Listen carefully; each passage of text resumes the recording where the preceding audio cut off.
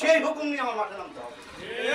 এখন হচ্ছে আপনারা আমাদের হুকুম যে মহাপবিত্র ফাতেহ শরীফ উপলক্ষে জাকের পার্টির মহামান্য চেয়ারম্যানের কদম থেকে আজকে মিশন প্রধান যে নির্দেশনা আপনাদের দিল, সেই নির্দেশনা বাস্তবায়ন করার জন্য আপনারা আজকে মাঠে নামতে হবে, সবার দাঁড়ে দাঁড়ে যেতে হবে। আপনার এটাই মনে হচ্ছে কাজ, এটাই আপনার আমার করণীয়। আমার কাজ আমারই করতে হবে, যেহেতু আমার উপরে একটা অর্পিত দায়িত্ব করেছে। আপনি সভাপতি, আপনি সাধারণ সম্পাদক, আপনি ওয়ার্ড সভাপতি, যার যার অবস্থান থেকে আপনার এক একটা কিন্তু দায়িত্ব আছে। এই দায়িত্ব যদি আমি যদি অবহেলা করি, তাহলে কিন্তু হুজুর কাবলা জানের কাছে কিন্তু আপনার আমার জবাব দিতে করতে হবে।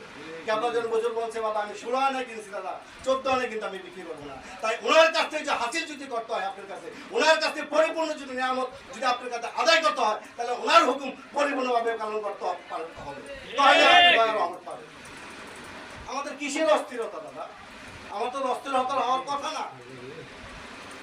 আমি যে বিশ্ব অলির আওলাদ জাকের পার্টির মহামান্য চেয়ারম্যান হুকুম যদি পরিপূর্ণ পালন করি দাদা, আমার তো অস্থিরতা হওয়ার কথা না, আমার তো পেরেশানি হওয়ার কথা না, আমার তো দুশ্চিন্তা হওয়ার কথা না। কারণ আমার ভালো মন্দ রিজিক দৌলত ব্যবসা বাণিজ্য হাল হাকিকত সমস্ত কিছু আমার